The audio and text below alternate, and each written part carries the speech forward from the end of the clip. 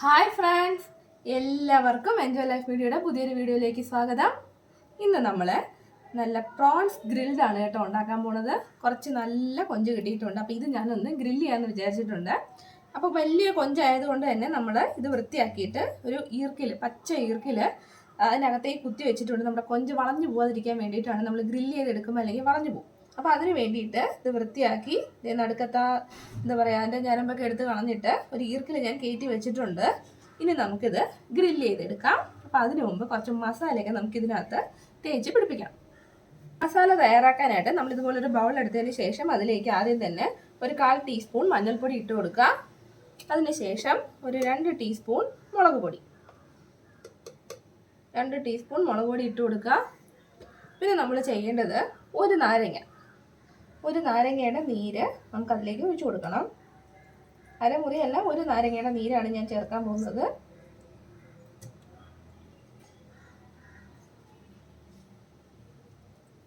ഒരു നാരങ്ങ നന്നായിട്ട് പിഴിഞ്ഞ് അതിലേക്ക് ചേർത്തിട്ടുണ്ട്. ഇനി നമുക്ക് കുരുമുളക് പൊടി ചേർക്കാം.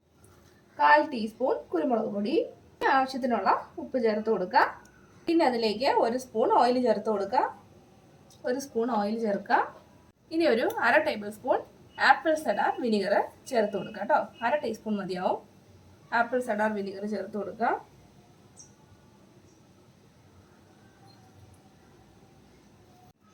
ഇനി ഇതെല്ലാം കൂടി നന്നായിട്ടൊന്ന് മിക്സ് ചെയ്തെടുക്കുക.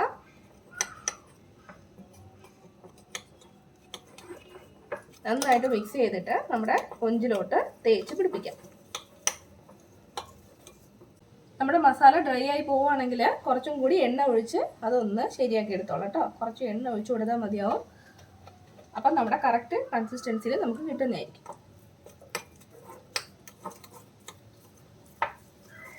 മസാല നമ്മൾ തേച്ച് കൊടുക്കുമ്പോൾ കുറച്ച് ഡൈല്യൂട്ട് ആയിട്ടുള്ള പരുവത്തിൽ ഇരിക്കണം കേട്ടോ. നമുക്ക് നന്നായിട്ട് തേച്ച് പിടിപ്പിക്കാൻ പറ്റണം.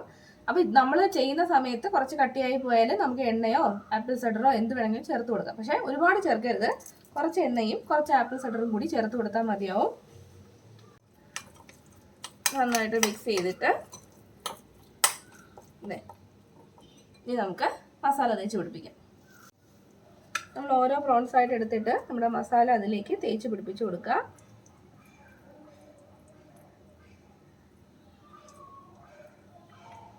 എല്ലാ പ്രോൺസിലും നന്നായിട്ട് മസാല തേച്ച് പിടിപ്പിക്കുക.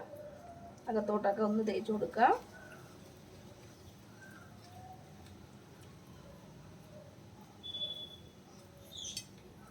ഇതുപോലെ എല്ലാ കൊഞ്ചിലും നമുക്ക് മസാല തേച്ച് പിടിപ്പിക്കാം.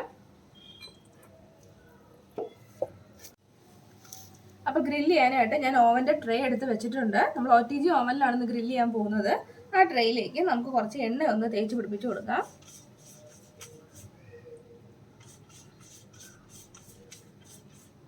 എണ്ണ നന്നായിട്ട് തേച്ച് പിടിപ്പിച്ച് കൊടുക്കാം.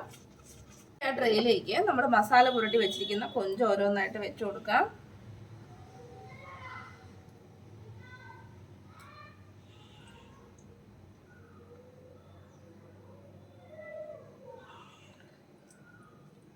കൊഞ്ചെല്ലാം നമ്മൾ ഇതുപോലെ ട്രേയിലേക്ക് ഒന്ന് അടുക്കി വെച്ച് കൊടുക്കുക.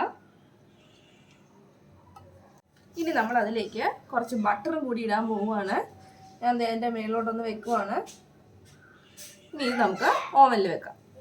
ഈ ട്രേ നമ്മൾ ഓവനിലോട്ട് പ്ലേസ് ചെയ്യാൻ പോവുകയാണ്. ഓവനിലേക്ക് ഈ ട്രേ ഒന്ന് വെച്ച് കൊടുക്കുക. നമ്മൾ ഇടാൻ പോകുന്നത് ബേഗൽ എന്ന് പറഞ്ഞ ഫംഗ്ഷനാണ് കേട്ടോ. അതിൻ്റെ സമയം ഓൾറെഡി 12 മിനിറ്റ് സെറ്റ് ചെയ്ത് വെച്ചേക്കുവാണ്. നമുക്കൊന്ന് ഓൺ ചെയ്ത് കൊടുക്കാം.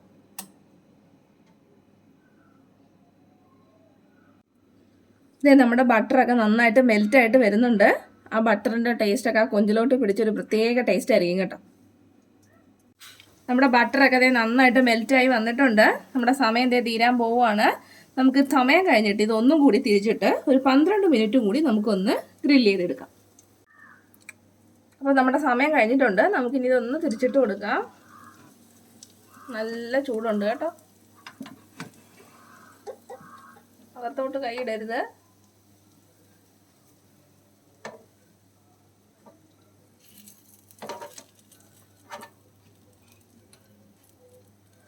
ഓരോന്നായിട്ട് പതുക്കെ ഒന്ന് തിരിച്ചിട്ട് കൊടുക്കാം.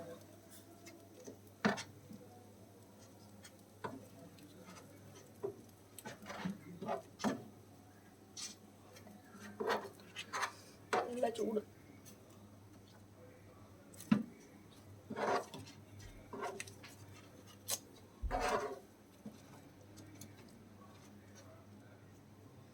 നമുക്കിനി വീണ്ടും ഒരു 12 മിനിറ്റും കൂടി ഒന്ന് ഗ്രില്ല് ചെയ്തെടുക്കാം.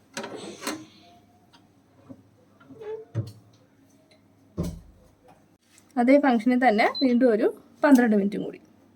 അപ്പോൾ നമ്മുടെ ഗ്രിൽഡ് പ്രോൺസ് ഒക്കെ തയ്യാറായിട്ടുണ്ട് കേട്ടോ. നന്നായിട്ട് ഗ്രില്ലായിട്ട് വന്നിട്ടുണ്ട്.